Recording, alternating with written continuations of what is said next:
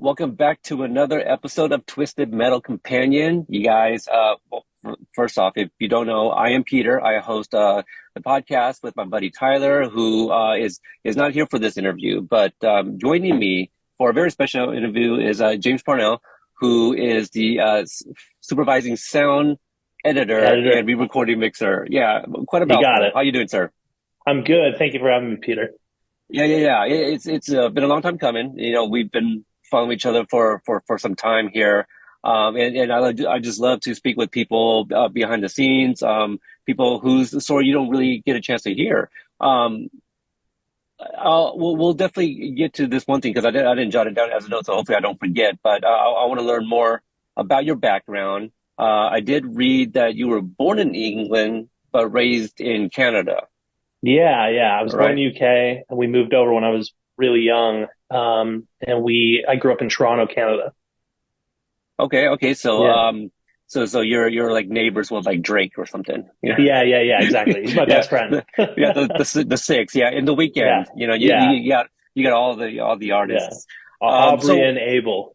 that's right. Yeah. You know, Yeah. they're professional names now that they. Well, Exactly. I mean, I guess Drake was acting before, right, with the Yeah. Degrassi and stuff like that.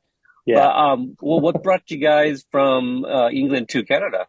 Mom got a job over in Canada, and my dad came over, and then they were, I mean, kind of young. Like my dad was like 23 when I was born, and so my dad got a job over here as well, and then we just settled in Toronto. We had family over in Canada too, so it was close to family, and it was a nice place to grow up. So Well, when did you go back to the UK? Because I understand that's where you yeah, furthered your studies. yeah. So I went to York University in Toronto and did an undergrad in political science, and I don't want to say I was bored to tears by it, but it was just like it was basically 4 years of political history and Canadian political history at that, which is even more boring than just regular political history. And then during all of that, my undergrad, I was playing in bands. I was a drummer, played in a band with a couple friends. I was recording them, and then kind of figured out that I was better at recording than playing drums. And then got into an audio college in Toronto, and did a program there. And then they had a relationship with a university in the UK, in Scotland, in Edinburgh, of all places. So I ended up going over there for a master's degree, because I already had a bachelor's, and then moved to London, and then worked in London for like 2.5 years, and then moved to LA in 2015. So Wow. Yeah, been you had yeah, a a pretty journey. busy. Yeah, absolutely. Journey actually sums up everything I was just about to say in multiple words. But Yeah. so you started out in a band. So I know you mentioned that you at some point you felt that you were better at recording, but like Yeah. in terms of playing the drums and did you play any other instruments? Yeah. I mean, I play guitar and bass guitar too, but drums was what I played in the band, and that's what I started Yeah, playing. So, yeah. and so like did your I guess growing up was there like support for? I mean, I guess what I'm trying to ask like did you have any kind of idea what you might do after like high school? Um, having played in a band during. Yeah, I mean, it was weird because the closer I got to graduating the undergrad, I was like, I had no idea. And the options were like go into journalism or, go down to my local, whatever liberal, politician's office and ask for a job doing grunt work around there or, any of those kind of like options. And all of them seemed unappealing. And shout outs to my mom. I was talking with her and I was like, I have no idea what I'm going to do with this degree. I don't want to go into politics. I don't want to go into journalism. And she was like, well, what could you do if you could do anything? Like, you know what I mean? And I said, well, probably work in a recording studio. At the time, because I had no concept of what was possible. I was like, well, sound equals music. So I'll go into a recording studio. I'll do something with music. And then I took that audio college degree, and one of the first courses that I took was with a professor named Derek Roach, and it was Introduction to Audio Post Production. And we got in, and I thought I had no idea what post production was. And he was like, okay, so what we're going to be studying is like sound for film and television. We're going to be talking about Foley recording. We're going to talk about redesigning, like one of our big projects was, redesign the sound of this movie trailer or pick a movie trailer.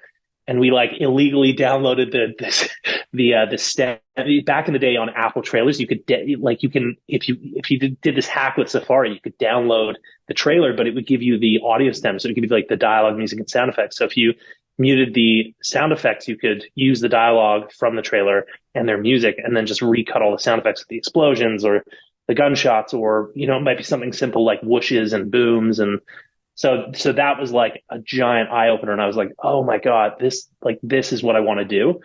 And it was like, and then all of a sudden it seemed much more hierarchical. It was like, okay, you can start as an assistant sound editor, work your way up to a sound effects editor, or then pivot and go into re-recording mixing, or a mix technician, or a supervising sound editor. And you know what I mean? It seemed like there were levels and steps that you could advance in your career.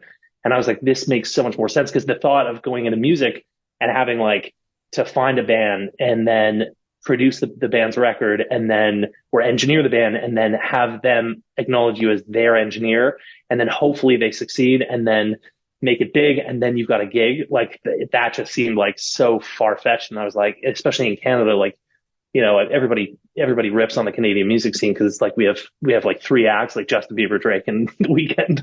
I mean, we have It's more pretty than good. that, but yeah, That's pretty it's pretty good. good. Yeah, three heavyweights. But anyways, no, I mean, it was like it was just this massive eye opener, and I was like, this is what I want to do. And I always loved movies, and I'd watch movies with my parents growing up, so it just seemed like super. It was like super convenient, and also super like, oh, like a light bulb went off, and it was like, oh, you can do sound for film and television. Of course, you can do sound for film and television. Like it never occurred to Yeah. me, but then it was like, I have to do it. Yeah. Yeah. No, I was Yeah. about to ask, and you kind of already answered, if you had any kind of like interest in film prior to, I mean, because I do like how you get into that type of study, and then you have like all these different paths that you can take. So that's really Yeah. awesome that yeah that you had options there basically. And Yeah. so just kind of taking a gander over your like IMDb, you have over 130 credits under your belt, like in less than 13 years. So Yeah. I don't even know what that's like, but how do you book projects with your specific work, your line of work? Yeah. I mean, sometimes it happens like organically, like a post-production supervisor who is the person for, and this is for the for the people who the uninitiated. It's a post-production supervisor or an associate producer for post-production is someone who takes the project through the various stages of post-production. So they're the people who meet with the director or the showrunner immediately after the project finishes filming, or even sometimes way before it. And they start organizing, what people refer to as vendors. So a sound house or a sound team, visual effects house, arranging the picture editors for every episode, or for the film, there might be one editor, and making those connections and setting up the transfer of dailies, which are it's the stuff that you shoot every day, getting that material over to the various people that need it, and then they organize all of it and put it on a big schedule. So sometimes you get set up with someone who you've known. In the case of Twisted Metal, Leah Farrell, who is the associate producer, is just fantastic, and I've worked with her on a bunch of stuff. I worked with her on Die Hard, which was Kevin Hart's show for Quibi. I worked with her on Flipped, which was another Quibi show, and it was kind of an organic relationship. Other times you have people who quite literally like email the studio and say, "Hey, we're finishing our picture editorial. We're looking for sound post production. We'd like you to place a bid." And they send you a rough cut. You sign an NDA, you watch the rough cut, you jump on a Zoom meeting, or sometimes they come to the studio and you talk about your sonic concepts of the film, how you think you can bring the most out of the film sonically, how you think you can tell the story sonically. So it's oftentimes the connection between you and the director or showrunner, and then also your ideas and what you bring to the table. So it's personal, and then it's also creative. So it can happen in a very, very different ways. Through email, through people in the industry. It depends on the project. Yeah, it sounds so technical, and like I think a lot of us we consume obviously visually we can see how things are made. But when it comes to hearing, like it Yeah. sounds like there's so many components. Like earlier you mentioned like Foley, and so I'm assuming there's somebody else that's actually in charge of making the Foley sounds. Yeah. Yeah. So the way it works, and I'll try to go into like a surface level description is, so as the supervising sound editor, I kind of work with a team of editors. So there's people who cut dialogue.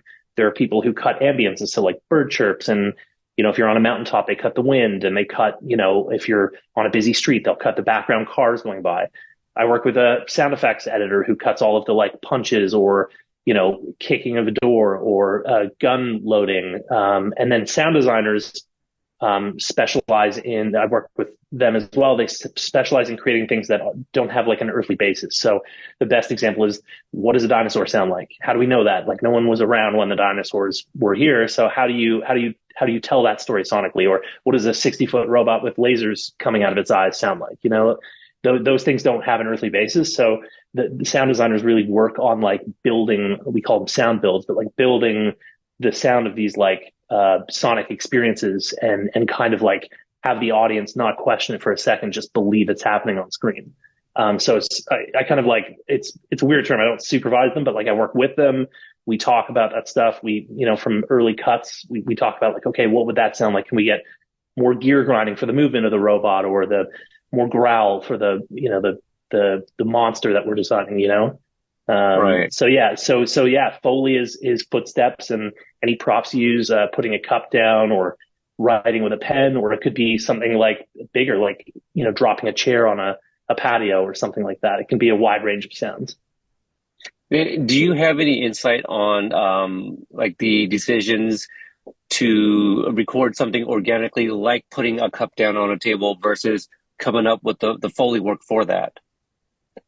You mean, what do you mean? Like, So like I remember, like, did you, I don't know, if you're not comfortable putting it out there in terms of your yeah, age, but are you yeah. familiar with the show movie Magic back in the late 90s, I believe, or mid 90s maybe? No, no, I'm not. Yeah, but basically every episode was like, I think each episode they would kind of showcase like two different movies, and it would be behind the scenes stuff. And I Oh, cool. remember vividly, like there was I forget what movie, but it was like a Foley artist. I'm not sure the exact term, Yeah, but Foley like artist. yeah, so a gentleman will have like a screen projected behind him, and he would Yeah, watch the screen, and he would like break, like celery. celery, Yeah, right, yeah, things yeah, like that. So like. So that's not a great example because like you don't want to like record somebody actually breaking their bones, so you would need Foley work. So like I yeah. guess the decision on what can you guys just record right there while filming versus like we're gonna do that in post with Foley. Oh, yeah. I mean, so yeah, that's kind of like, yeah, it's a layered answer, but basically, we try when we call it turnover, but when we get turnover from the picture department, every single shot has microphones associated with that shot, right? So there's always a boom on set, or sometimes two. All the characters are wearing lavalier microphones. We call them lavs, and it's picking up all the sound that they're doing. And sometimes, in for example, in Twisted Metal, like John was driving and his lav microphone was getting scratched by his vest. So we have to rely on, okay, was the sound recordist able to put a plant microphone in the car, in the air conditioner vent or in the visor, that would pick up his dialogue better and won't have scratching on it and stuff. And we try to use what we call production sound effects. We try to use as much of the production sound as possible, because even if it's not dialogue, because it lends itself to the kind of authenticity of the story. So if a character, there's a really good example of John when he first meets Raven in the bar, and he puts the security guard puts the bottle down. Raven's bodyguard slams the bottle down, and we thicken that up with some sound effects or some Foley. And the beer sloshes, but the production sound effects of that bottle are what was recorded on the day. It wasn't beer in the bottle. I'm pretty sure it was water or something like that. Because it's shot on set.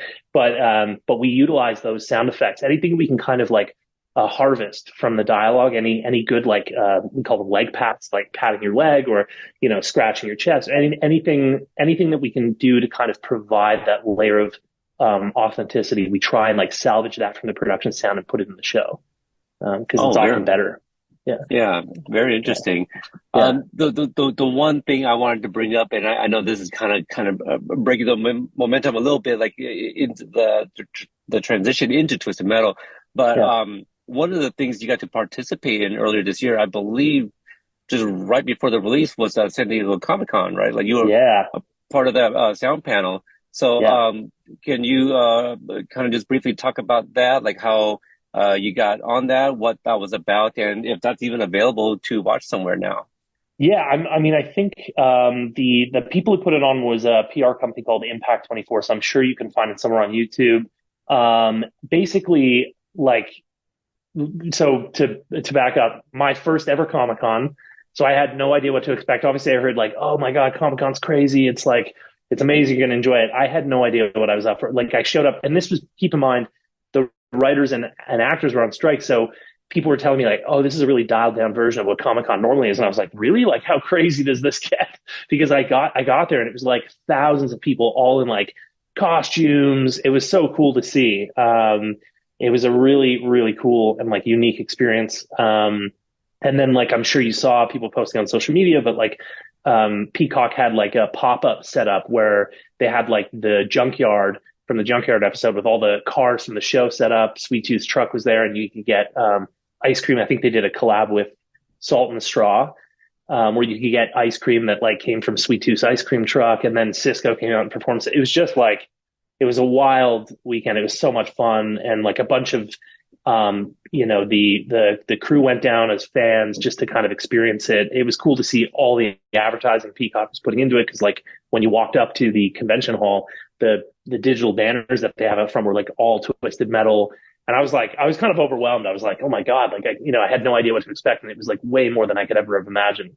But it was cool. Yeah, I work with a PR firm called Impact 24. So sometimes when I do like a big show, I'll just like let them know, hey, I'd like to do like like a campaign or a small thing for this. And this year they were like, hey, so obviously at the time when we were talking about it, the writers weren't on strike and the actors weren't on strike. So they were like, there's going to be stuff at Comic Con. We'll think about it. Maybe you can get in on like a small like panel discussion or something, but it won't be the main stuff where like all the actors are. And then when the actors and writers went on strike, they were like, hey, so the panels have all changed, not just for yours, but for like all, everyone at Comic Con. So like, it's going to be a bigger room. There's going to be like 250 people there. It's going to be a panel of all people from like behind the camera. So there was a VFX artist, there was another sound person, there was hair and makeup, there was props, and it was everybody talking about the craft. And it was really cool to hear because, sometimes we work in a bubble, sound works in a bubble, and like we get turnover from the picture editor, but we don't always have a ton of interaction with them. And it's cool to like be next, sitting shoulder to shoulder with your peers and just like hearing what their pain points are in their job. Like, oh, we didn't get this from production, or we didn't get this, or, this is how we worked on this. And it's like, it opens your mind to like, oh, that's what they do to enhance what I get. And then I work on it and enhance that. You can kind of see the production chain of like how things get better and tighter. It's cool. I people often forget, right? Like the different departments, and even like sound, for example. Like it was wild to me. Do you know who Phil McGowan is? Yeah, yeah, yeah. Phil McGowan's great. The scoring mix Yeah, too. right. So also on Twisted Metal, Cobra Yeah, Kai, the upcoming Obliterated, also by Netflix, from the creators of yeah, Cobra Kai. When I spoke with him, he talked about how, I don't know if this was like on the interview or if it was off mic or whatever, but he had mentioned that he, at least at the time, had not met the creators and things like that. I'm like, well, so you just sit in your room like doing your work, that's it? And so like I yeah, just, we don't know, and that's yeah, why I like speaking with people, because like some of the things that it's just not out there, and it's just wild how, like, how you guys are able to kind of work with like little interactions. It's just very like, here's your direction, here's your instructions, and yeah, do what you were tasked to do. yeah. Um, yeah, Cisco, like seeing that video was just kind of wild, because we didn't know what was going to happen, and quite literally, that Comic Con was after the writers strike. No, I'm sorry, the actors went on strike because Yes. yeah, I do believe some of the cast members were probably going to have a panel, and then we didn't really hear anything on social media for a while, and then all of a sudden, boom, like, hey, at this place, ice cream. Hey, over here, you might want to go to the stage because there might be a special guest, so Yeah. things like that. And then so when it happened, I'm like, Cisco, like, was this all planned? Like, did they have like a plan B if the actors also went on strike post the writers? So Yeah. kudos to marketing and whoever's behind that PR. It seemed like that was like originally the plan, right? Like that's what they were Yeah. gonna do, and they probably were, and just had to cut out the actors. But Yeah. so all right, let's get back to talking about Twisted Metal now. For booking this job. Yeah. Did you also have to put in a bid, like you mentioned, against like other people, or was this something where you had a connection and they recommended you for it? Yeah, I mean, as far as I'm aware, there were a couple of other sound post production houses that wanted the gig, and I think that it came down to like I know obviously being a co-production with Sony, there was a desire to keep the sound post production on the lot, and I think being a first season, and I'm sure you've heard this from all the other people you talked about, but like a first season of any TV show is a gamble for any network, and especially one with such lofty goals like Twisted Metal, it's like, is this gonna is this gonna be a success? Are we spending money and then having it fall flat? And thankfully, I think it really shined. But there were budget limitations, and I think that our sound post production company was able to kind of hit that. We did the sound post production at Monkeyland Audio, which is based in Glendale, right on the Glendale Burbank border, in California, and then also I had a connection in their associate producer Leah Farrell, who's just a wonderful human being and super trusting, and I've kind of have a relationship with her going back a couple of different shows. So yeah, she was a super big kind of champion of our work, and she kind of helped us secure the trust of MJ and Grant and all the other producers involved. So Yeah, that's awesome. yeah. Now, did you have any sort of like history with the video games before you got the job? Yeah, yeah. It's funny when I first heard that they were like, "Hey, we're going to be going over to the post production offices for a new show we're working on. It's called Twisted Metal." I was like, I did a double take, like, and I was thinking about this before we got on the interview, Peter. It's like, as sound professionals and video professionals, we all like to kind of keep tabs on what's going on in the industry. And for whatever reason, this completely slipped by me that they were making the show, because I would have been like thrilled just as a fan to be like, oh my God, they're making a show. I can't wait to see that. But then when I heard, I did a double take and I was like, they're making a Twisted Metal show. And then I heard it's like, oh yeah, it's from the creators of Deadpool, like Rhett Reese and Paul Wernick, MJ from Cobra Kai's show running. I was like, oh my God. And like, it felt like a bit of a dream. And we went over there and MJ was super cool. And Grant, kind of like, equally, his creative were just super, super friendly and wanting us to kind of just like go wild with the sound. But yeah, so the history of the games, I played Black like for an entire summer. And I remember and this is like a way throwback. I was born in '85. I'm 38 years old. But back in the day, you could go to Blockbuster and like rent not just video games, but video game consoles. So I remember renting PS1 and playing the original Twisted Metal and like being terrible at it, but like playing it. And then obviously when PS2 came out, Twisted Metal Black, was it PS2 or PS? It was PS2, I'm pretty sure. Twisted Metal Black came out.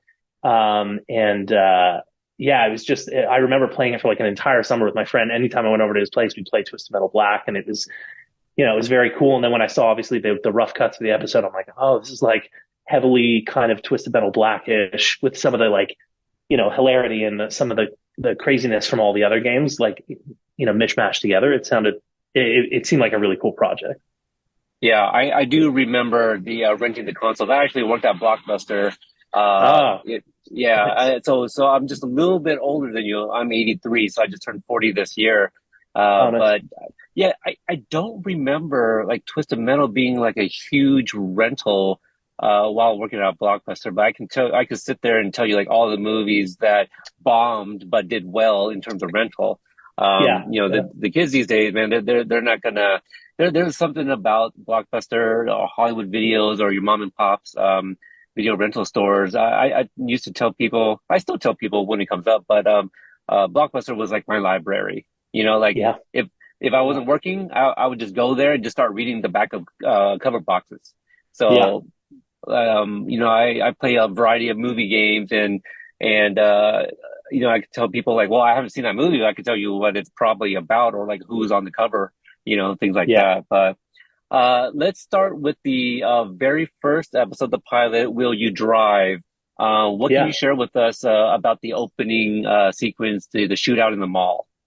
Yeah, yeah. I mean, it's a super ambitious episode, especially as like the pilot episode to kick off the whole season with. Like from the very jump, you get like I think it's almost exactly 60 seconds of opening monologue from John Doe, where he basically sets the scene like it's after the fall, like we're in a post-apocalypse, and here we go, and then it's just mayhem for 2.5 minutes. And like when I watched the first cut, I was like, holy crap! Like I was like that's all the cars, all the guns, all the missiles, all the explosions. Like I was like, and then it was kind of cool and informing from a sound perspective because you're like, okay, this show needs to just like rock. Like it needs to be like heavy metal, like sound wise. It needs to be like over the top explosions, mayhem, carnage. So it was super cool to see that because I was like, okay, that's where we're going, like right off the bat, and especially, and I know you've talked about this with some of your other guests, but like the kind of narrative structure of the episodes, like we have this up front, this chase through the mall with the vultures, and then we go into like the story of John. He meets Quiet, and they go on their trip across to Chicago and then back, and I think that starting it off like that was like almost teasing the audience, like you're gonna get this, but it's gonna really pay off in the finale, and hopefully, touch wood for a season two, which I think everybody really wants. But yeah, Oh yeah. the Will You Drive episode is that first 2.5 minutes was just wild, and I think that like the early sound spotting sessions with MJ and Grant. I left there and I was talking with a co-supervisor on my trip, and I was like, we need to get access to the original game sounds. Like, even if we can't use it because they came from those old gen consoles and all the audio on those discs were like low res MP3 files. But I was like, we need to have access to the libraries of sound, whatever Sony has. And it was funny because like we were getting, you start in sound at these things called spotting sessions where we watch a rough cut. It has kind of temp sound. It's not like fully developed, and you talk about like, okay, this is what we want John's car to sound like. This is what we want the vultures to sound like, and then you kind of get closer and closer to the days that you mix the episode and really mix it in 5.1, and we were getting closer and closer to that mix day, and finally Sony came through and they sent us over a hard drive that had like gigabytes of these original sounds from Black, from Head On, from the original video games, and like it was like our basis for developing the sound of the missiles, the sound of the gunshots, how we could kind of like pay as much homage to the original game franchise as possible. And I think in the Will You Drive episode, you hear that in the missiles, you hear that in John's car. Obviously we amplify everything, but I think it really comes through. Oh wow. Yeah, I'm definitely gonna have to go back and just kind of re-listen and see. Like, what would you describe it as? Like, kind of video gamey sounding, like a Yeah, little less organic, I guess. yeah. I mean, like, there's certain things that we tried to like tie into the video game. So, like, for example, in that episode, Stone is chasing Quiet and Loud through the Nevada, like, kind of outlands or whatever, and he triggers his missile to fire at them, and you have this like sequential beeping. It goes like do do do do do do like that, and we listened to the sounds of Outlaw. We also took a police siren and like pitched it up and then cut bits out of it. So you know how a police siren has that like that pitch up and down. We took the pitch up and cut the brakes out of it and was like that, like that. So it sounded like it's all these subtle things that you can do to kind of like help ground the vehicles, help kind of immerse the audience in the sound of the show and kind of make it more fun. Oh, that's really interesting. Yeah. Yeah, I often make like edits, posters or memes, even a little bit of clips, but like with sound, like editing podcasts and seeing all the waves, those make me go cross-eyed, but Yeah. like I can't imagine like the layers that you see, in kind of rearranging certain things and even just cutting things up to make things fit in a scene. In the episode titled Drive Through, can you share Yeah. any insight on the Astro Burger Lightning? Which now Yeah. I think people are pretty excited to see that because that's an element that they was in the video games. Yeah, yeah. So obviously, for those of you who've seen the show, you know that like that whole episode takes place in the burger joint, the Astro Burger joint. And it was like, John and Quiet had sheltered from the Watkins storm, which was part of the original game franchise, or at least Walken Harbor was. And there was a whole backstory that like, there was a nuclear explosion that, had this like ecological effect. And then MJ and team kind of incorporated that into the show. And it was, John has this precarious moment where he has to like run out and save Evelyn and put her under shelter and then get back in.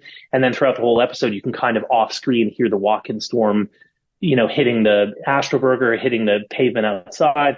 But for that sequence where he runs out, it was like, in those early sound spotting sessions with MJ, he was super good about being like, he's like, okay, we want to sound like lightning, but nothing like lightning. Like we want it to feel like plasma-y, but like, it has to have an electrical element, but it has to sound like mutated lightning. And it was like, how do we do that? But it was, we kind of gave, there were like two sequences to the lightning strike. We gave it this like pre kind of whir where it goes, whir, and then the lightning hit like that. And we made it sound much more like, staticky and crackly.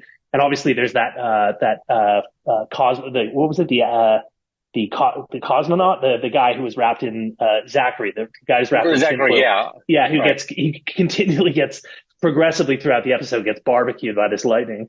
But like we wanted it to sound like just like terrifying, and it was like how can we embellish this and just make it like sound otherworldly, sound like it's not organic lightning, sound like it came from some sort of disaster that happened at Walken Harbor.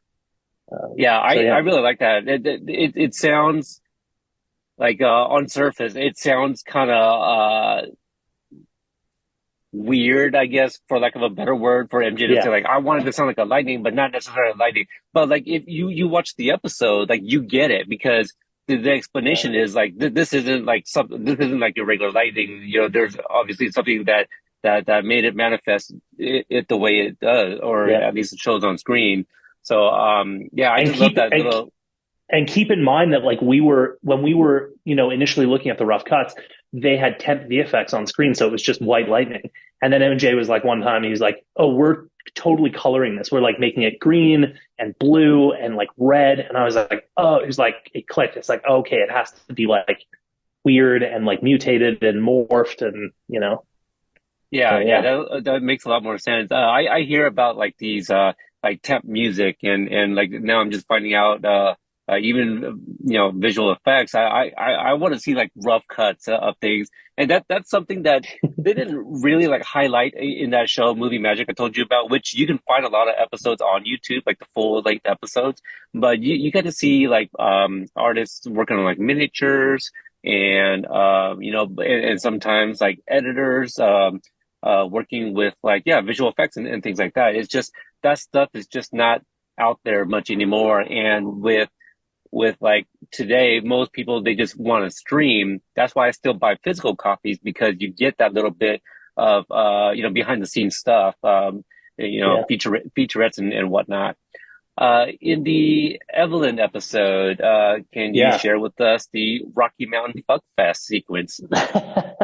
Yeah, that one's crazy. So obviously, like, I think in that episode, John and Quiet, kill two whole. Evelyn gets stolen, and John and Quiet kind of have to track down Evelyn, and they kill two holy men, and they make their way to the Rocky Mountain Fuck Fest, where the great and powerful Jason Mantzoukas, who plays Preacher, is kind of like holding court, and this is his like big retreat, and it's just this like, just this like mayhem of like, women in bondage leather suits whipping bikers, and cocaine use, and people smoking meth pipes, homemade meth pipes, and it's just this like wild kind of tapestry of sound that like all of these like super quick cuts. And there was a ton of something the audience might not be familiar with. There's a ton of loop group recorded for that. What loop group is it's SAG actors who come into our ADR stage, which is a sound booth that we have microphones set up in, and they provide all of like the background voices for scenes. So think of like a baseball stadium. You'll have the kind of crowd wash, but then you'll also have people yelling at the pitcher, being like, "You bum," like stuff like that. And all of these actors played the kind of Holyman gang, and we would double track them and triple track them, record them, and we get certain call outs, so all of the like, we'd have women do the voices of the goddesses, saying like, like, what was it? Lick my leather, and like, crazy stuff that like MJ and Grant were throwing out ideas for. And then we'd have the holy men who are kind of like their slaves or whatever, they're the dominatrix and slave relationship. But it was like, they were doing all of the kind of like groaning efforts and the like titillating like laughter. It seems weird to be talking about this, but yeah, no, it was like this crazy mishmash of sounds, and we had motorcycles passing back and forth, and we had, amidst all of that, we had to make the moment preacher arrives on scene, we had to make that a standout moment. And I think some of the best parts of that was Zach and Leo's amazing score that had this kind of like almost like gothic, like orchestral like moment with the big bells. It was like something from like AC/DC, or like it was like this moment where he shows up in his big trench coat and his hat, and like, for that moment we dropped a lot of the sound down except for like the fires on either side of him and stuff, and he just has this like huge presence, and then the whole crowd quiets down and listens to him, and it was a really fun scene to work on. It's a fun scene. I love Jason Mantzoukas. Do you listen to How Did This Get Made? No, another one I need to listen Yeah, to. he's one of the hosts, and they've done probably all of the Fast and Furious movies, and Jason he just loves those movies, and so when he's preacher talking about like wanting to fuck Evelyn, I'm just like, of course, that just makes sense, like Yeah. being a fan of his podcast. But I just love how he's showing up everywhere. Like I mentioned in one of our previous episodes that one of my favorite Christmas movies is The Night Before, which also has Anthony Mackie in it, and Jason Mantzoukas shows up as like a Santa Claus. Yeah. But yeah, he's just literally everywhere. But I would not mind, a spin-off or something, comic books of of this character preacher. It's just kind of a bit of a surprise, and I could use a little bit more of him. And not gonna lie, that looks like a lot of fun that they're having over there. Yeah. If there was the fall, it looks it looks fun. Yeah, meet One me one at the question. Rocky Mountain Fuck Fest. Yeah. You know the time and place, but I don't know if you like. Let me ask you, as like a fan of the show, right? So not even Yeah. attached to it in terms of work, but how do you think they get Coke still after the fall? I don't know. I'd imagine that like, I'd say after the fall, the two or three things that would have currency are going to be like food, drugs, and, gasoline to make sure that you keep generators running, because you need like booze and drugs to keep yourself amused if there's no power. And, like, I'm sure that, there'd be like, some sort of like, I don't know, like rebellious outlaw crew that would take over the drug distribution and stuff like that. So I don't know, man. You'd have to talk to the cartels, Yeah. Yeah, Yeah. because Bloody Mary has it too. Maybe she's the milkman who's running all the coke. Who knows? Ah, Yeah, that's a good idea. That yeah, might be a little, fun thing to ask one of the producers. right. Yeah, it's just because it's like, well, two characters, and it's like people still making that out there. Like, you guys still have resources. Yeah. Well, who knows? Shangri-La, the finale of season one, the Yeah. vehicular combat, which I saw somebody on Twitter talking with MJ and kind of saying like, yeah, this kind of reminds me of like Avengers, and at the end where everybody's like going at each other, and I think he was like, yeah, this is like our Avengers. But yeah, what can you share about that sequence?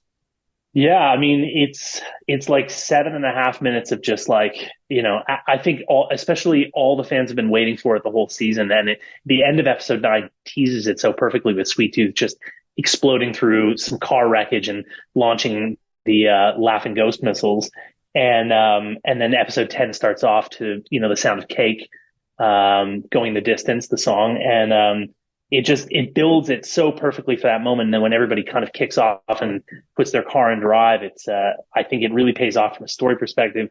Sound wise, it was insanity. Like I had my Pro Tools session was like, I mean, if I had to guess, like 700 tracks deep. Like it was wild. We had whole banks. So when we talk about like sound design for cars, we call them sound builds. So like we have the build of Roadkill, we have the build of Sweet Tooth, and the build can be the engine, the tire, anything car related. The kind of Sweet Tooth had like we wanted to make his car sound oily and creaky and just like handmade and hand built. And we wanted Roadkill to sound gurgly and menacing, and we wanted Outlaw to sound big and heavy.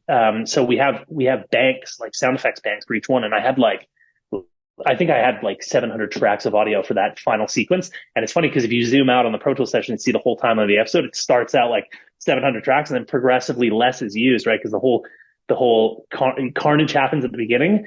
And then we go to New San Francisco with John, and that's just, him riding a bike. And there's a couple of sound effects for that. And, so it's just this like, and that 7.5 minutes took me, no joke, I think 2 days to mix, 2 full days to mix. It was wild. And it's little things that you don't think that are going to take the time, like quieting everything down while you see him put the car in gear or turning the steering wheel. You have to duck like all the sound. And oftentimes there's like explosions going off. So you have to figure out, okay, how am I going to make that ricochet? You hear it, but the story point is him jerking the wheel and turning at Roadkill. So, it's all the little details that take time to get through. But yeah, like I think some of the big stand-up moments were when Sweet Tooth launches the laughing ghost missiles out of the eyes, and we took inspiration from the original games with the laughing. The sound of his missiles had that laugh, that that like super high pitched laugh, and yeah, we wanted to sound kind of like that sequence in Iron Man where he had the I forget what Tony Stark called it, but it was like to tie it in with the Avengers thing, the kind of hand of God, or the Jericho missile, where the missile launches and then it explodes into a cluster bomb. And MJ was like, that's what we want to sound like. It's just like all these missiles coming out of the eyes and they just spin out of control. And they're not targeting anything. It's just like he's exploding everything in its path, So yeah, it was crazy. Right? Just, Yeah. wow, 2 days, like, I Yeah. mean, that's probably a lot for you, obviously, because that's what you do. But when you said 2 days, I Yeah. go, that's it. Like, Yeah. I feel like it would have taken longer than 2 days. Um, so, like, with what you do, is your day like a 9 to 5? Do you work 8 hours and then that's it, or is it almost constant? Do you bring your work home kind of thing? So for Twisted Metal, I worked 7 days a week for 4 months straight. That's not without exaggeration. I was working Saturdays and Sundays. If it wasn't kind of getting, so like so I'm supervising and mixing. So that means like before the mixes start and mixing a single episode took a week. So I would have 2 days of the week. MJ and Grant would come in for 2 days a week, and then we'd have a final day for producer playback. So someone from NBC or someone from Sony would come in, NBC being Peacock, and they'd sit in and watch and give their final thoughts. And so as soon we did a lot of preparation of sound editing, but once the mixing started, I was mixing every single week. So episode 1 was week 1, episode 2 was week 2, episode 3 was week 3. So the only days I had to kind of like pull in all of the elements that had been edited for when I was on episode 1, I was looking at elements, dialogue, sound effects, backgrounds for episode 6 or 7, because all of that stuff was being built then. And so I didn't really have a choice. Like I had to go in on the weekends and like pull all this stuff together and say, okay, this is good. How can we, embellish the sound of Outlaw? Like it needs to sound like a bear. So, we did, one of our sound designers was great about anthropomorphizing, like giving animal sounds to the car vehicles. So you'll hear Evelyn has like a big cat roar, or Outlaw has a bear roar, and the truck convoy, you can hear like whale sounds. kind of like as the metal of the trucks screech and as they swerve and as the tailgate drops down. So it was a lot. It was January through April, and it was 7 days a week. It was pretty crazy. That's pretty wild. And Yeah. do you have kids running I around? don't know. No, no. Okay, I've got a girlfriend, yeah. but no kids yet. Yeah, that Yeah. would be tough. I could only imagine, like, like, let daddy work here. I gotta, create some sounds or Yeah. whatnot. So Yeah. yeah, so you touched on the vehicle and weapon sound design. Did you have more to add to that? You mean more to add to like the Shangri-La, the final episode? Or yeah, or just like Oh, the maybe vehicle. something we might have missed in terms of sound design Oh uh, yeah, for the yeah. video I mean, I games. think I think one of the cooler things was like we talked about the sound of Evelyn because Evelyn is John's ride, the main character's ride for for almost the entirety of the show, minus the last two episodes. And especially in episode two, where he meets Sweet Tooth and he's being chased through the Vegas desert. You know, MJ was a super big. He was like, I want John's car to sound like John had found this in a junkyard and taken the love and time over like years to like go find a new part and put it on and make her sound like she's slick and like way nicer than any other junk car that the Vultures drive or that Sweet Tooth drives. And we developed this sound of like the turbo boost. So you can hear it on the very first screech around the corner in the mall shootout. He hits this like nitrous oxide, like turbo boost to get away from the Vultures. And you can hear that through the episodes, in episode two when he's getting away from Sweet Tooth. We did other things like we did, like Sweet Tooth was another giant character in the show. And MJ was like, how do we make his truck sound like, like just janky, oily, like almost like billowing smoke out the top. Like we want it to sound just like kind of like 1 inch away from just dying on Sweet Tooth, but he's managed to kind of cobble it together. So the sounds that we used were obviously like old diesel kind of trucks to get that like gnarly engine. But we also did things like you can hear the swinging of the machetes when we're in the cab of the truck with him, and all of his guns. And this was something that MJ suggested. All of his guns, instead of being like digital, like when John's guns fire, they like pop up and you can hear a kind of digital switch that triggers it. All of Sweet Tooth's guns is like he pulls a chain and the gun comes out on like this like bicycle chain style thing that it just like it like sticks out, and it's trying to like make the audience be able to hear who the character is coming before we see it. It's like you need to be able to sonically identify Sweet Tooth like that, or we need to hear Outlaw before we see him because we know what Outlaw sounds like. And that really helps, I think, ground the characters in the world. Like the vehicles they drive are an extension of their character, right? So it was just a lot of thought put into the vehicle sound design and how to give everybody their own style and their own sound. Yeah, I like that a lot. That kind of like I don't know if this would be like a great reference, but I love the idea of giving us like an identity based off of a sound. You introduce it to like a certain vehicle or whatever, you hear it again. It's a bit of a shortcut because you may not need to see the vehicle, right? Like so Yeah, there's all these things that it can do for you, like to pull something from like when we were younger, Quantum Leap, right? Like for those that watched that show, there was an yeah, imaging chamber door that would open up. And so to keep costs down and to kind of like reduce the amount of visual effects, you can just hear the sound of the door opening from like, out of the frame, and you just know that it yeah, was opened. The little things like yeah. that. But yeah, I don't think sound is often talked enough about like visual does. So as we get ready to wrap up, can you discuss Sweet Tooth's vocal sound design? I know you kind of touched on like his truck and stuff, and also like the processing like Will Arnett's voice into Yeah. what we hear in the final product. Yeah, yeah. I think I was watching as I think I mentioned before we started, but I was listening to your interview with Stacy. I think it was talking about like how the whole crew had like Samoa Joe did this like amazing performance, both physically and vocally. And she was like it was kind of bittersweet. And obviously for us, we in sound we're getting that she's way ahead of us in the line of production, so we get all the dailies, and we have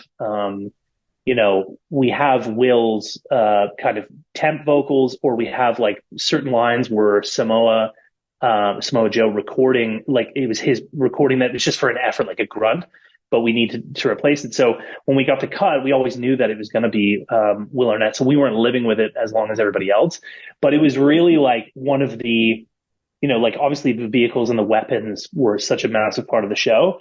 But the other thing, and I think the thing, at least for me, that the most amount of pressure kind of centered around was like, how do I make Will Arnett sound like Sweet Tooth from the games, Because like everyone who knows Will Arnett he's a tremendous comedic actor. He's a tremendous actor in dramas. Like he's just great, and he has a style. Like you can hear it's Will Arnett. Like if you close your eyes and play like even a 5-second vocal clip, you'll be like, that's Will Arnett because he's got such a recognizable voice.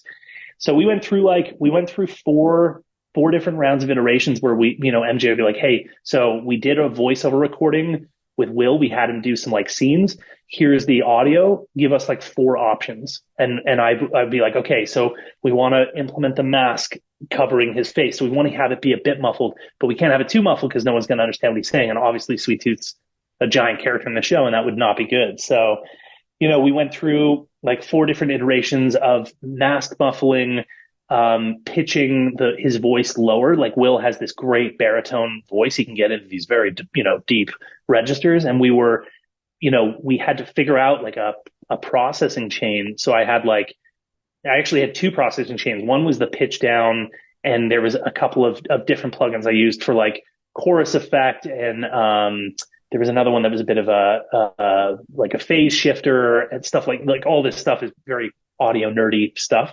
But there was like a bunch of plugins that I use, audio plugins that helped create the initial, pitch down, and then I in sequence in parallel to that was running that pitch down vocal through a mask processing chain, which had this plugin called Futzbox. And I used this, it's basically an audio tool that models certain types of things like a speakerphone or a megaphone or a clock radio. It makes things sound like it's coming. So when you hear a scene in a regular TV show and a character's on a phone, oftentimes the audio engineers are using Futzbox to create that. But they also have this weird and kooky section where you can find like kids' toys like Speak and Spell, those Speak and Spells. So, you type in a word like dog and it goes D-O-G, dog, and I used those toy microphones that you had during that you were a kid. They were just springs in a piece of plastic. And when you screamed through them, they just sounded really cheap. I used that as Sweet Tooth's mask cover because I was like, oh, like Sweet Tooth is kind of like this kid at heart, but not really. He had this like broken childhood. And I was like, I was toggling through and I landed on that one and I was like, oh, this one sounds really cool. And it's especially cool when he gets like, he drops into that serious register where he's like, you would like that stupid, and he like turns into like real mean Sweet Tooth. The mask filter does this like amazing job on like just modulating and creating like weird harmonics in his voice. But I think Will did a fantastic job. I know like everybody when the trailer came out was just throwing shade. They're like, Cisco, is that Will Arnett as Sweet Tooth? But I think especially if you watch the Blackfield Asylum episode, I think it was episode 5. He's just so like captivating and Samoa Joe's physical presence is like I think you just buy it hook, line and sinker, like I wouldn't question it for a second that that's Sweet Tooth, Oh, absolutely. Like, like I've been around, before the show started and I remember all the shade thrown on Twitter and all these things. Yeah. And I don't hear that from those same people, anymore after the show's out. So exactly. You're absolutely right. He really, was really menacing, and if it's the same sequence where he's yelling at like his corpse, like his parents, at his corpse, like that. Yeah, it's pretty scary stuff. So let's end it with this. You talked about like the modulating mask and stuff like that on Sweet Tooth. What are your thoughts and any insight you might have on Bane from The Dark Knight Rises? It's so funny because like when we were talking when MJ and I and Trip were talking about like how, the processing, he's like, I don't want it to sound like Bane. He's like, I want it to sound like Needles Kane. And he was like, we need to stay away from that. So I think, and what's funny is because I listened before we did it. I'm like, okay, I can't go anywhere near that because that's the wrong way to go. So I listened to The Dark Knight like over and over, that scene on headphones on my home theater system. And Bane sounds a lot more digitized. Like it's almost like he's talking through a Vox box, like on his face. It's like re-synthesizing his voice. It sounds amazing and it sounds terrifying. But I think that I think that the big sonic standout differences is that Sweet Tooth needed to sound, his voice needed to pay like, or needed to link in to his physical size. So we needed to sound low because his chest is so big and his arms, his shoulders are so big that he would have a really deep resonant chest. And obviously Will Arnett has a deep voice, but pitching it down and keeping it organic and not over processing it with like a digital sound, I think made it connect more. I think in its own right, The Dark Knight Rises and Bane sounded fantastic. I watched an interview where Tom Hardy said that he studied, God, who was it? It was like an old like Irish gypsy king or something like that, where he taught, like you can find the interview on YouTube, but he talked about how that was his start of the process of getting the right sonic, like the vocals performance. But yeah, it sounds like they digitized Bane a little bit more. And I think with Sweet Tooth, we tried to keep him organic and just have the mask covering what would be his face, his like scarred face. So, Yeah, that's interesting because I feel anytime you think of like a big character with a mask, I feel Bane is always some sort of reference. So yes. yeah, but Yeah. yeah, very interesting stuff. Thank you so much for sharing your story and the insight into the work that you did on Twisted Metal. Yeah. Obviously, at this point, we haven't heard of any renewals like the season two, unfortunately. But Yeah. hopefully, everyone's waiting. Everyone's waiting. So hopefully, something is coming. If you welcome the interaction, if people want to continue, I believe your words were audio nerd stuff, or I kind of Yeah. Yeah. Yeah. yeah. If anybody wants to continue that conversation, maybe we can pick your brain some more. Where Yeah. can people find you on social media? They can find me. I've got Instagram. I made a Twitter. I've never been on Twitter. I made a Twitter for Comic Con and I didn't use it at all. And I think they're trying to crack down on spam accounts. So like my Twitter got deactivated. I was like, I didn't even post on it, but so I'm not on Twitter. But they can reach me via email, which is james@jamesparnell.com, or they can reach me on Instagram, which is just James W. Parnell. Yeah. So yeah. All right, and I'll include in the show notes for anybody that wants to give you a follow on Instagram, check out your work and Thanks, things man. like that. Yeah, I know you shared some stuff from the Comic Con as well.